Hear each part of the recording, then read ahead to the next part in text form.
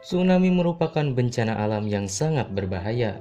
Di Indonesia, tsunami terparah yang pernah terjadi adalah tsunami Aceh yang terjadi pada tahun 2004.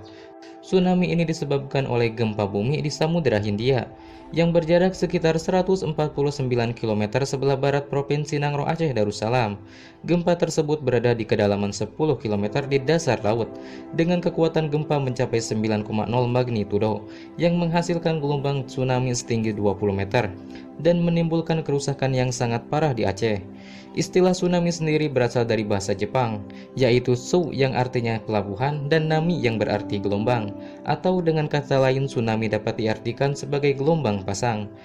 Pandangan mengenai gelombang pasang ini mulai populer di kalangan peneliti, sehingga gelombang pasang yang sangat tinggi kerap disebut tsunami. Karena adanya perbedaan faktor antara gelombang pasang dan tsunami, istilah tsunami kini lebih dikenal sebagai gelombang yang sangat tinggi yang diakibatkan oleh kegiatan seismik. Tsunami merupakan gelombang air besar yang diakibatkan oleh gangguan di dasar laut.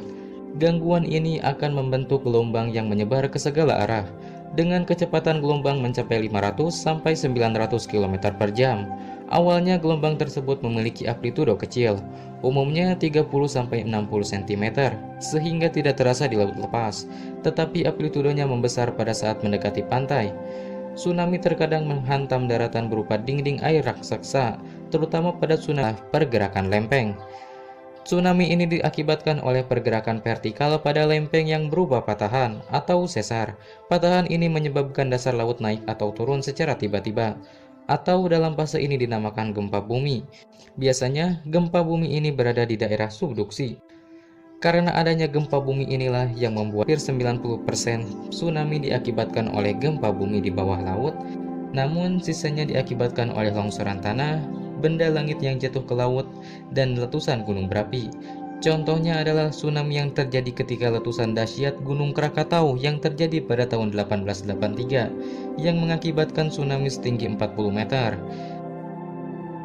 Nah, setelah kalian tahu bagaimana proses terjadinya tsunami, kalian juga harus tahu tanda-tanda sebelum terjadi tsunami.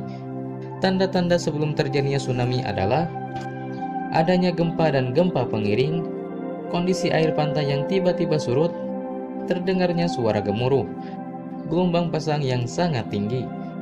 Itulah beberapa tanda yang dapat kita rasakan atau kita lihat ketika tsunami akan datang. Apabila melihat tanda-tanda tersebut, sebaiknya kita langsung melakukan upaya penyelamatan dengan cara menjauhi daerah pantai, karena daerah pantai merupakan daerah yang sangat dekat dengan laut dan menjadi daerah yang pertama kali terkena hempasan gelombang tsunami. Setelah menjauhi pantai, maka carilah tempat yang tinggi agar dapat terlindung dari gelombang tsunami. Mungkin cukup sampai di sini saja videonya. Sekian dan terima kasih.